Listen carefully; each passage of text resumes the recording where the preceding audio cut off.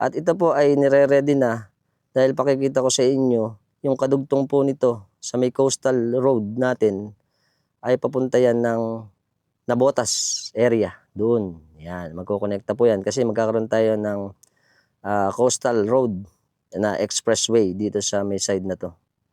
At napakaganda nito. Masyado nang malaki. Halos nung nakaraang punta natin, ito wala pa yan eh. Itong side na to. Ngayon, ito po ay patuloy pa rin ang pag-construct or pag-reclaim, pagtatambak ng mga buhangin.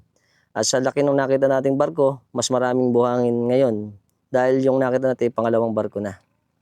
Tingnan natin. Ayan na po. Ayan, yung mga ating mga tinatawag na wall, seawall, mas malaki na. Tapos yung ating ginagawa naman na reclaim papunta rito. Pabuo na to eh. At dito po nanggagaling yan yung ating mga dump truck para mag reclaim or magtambak.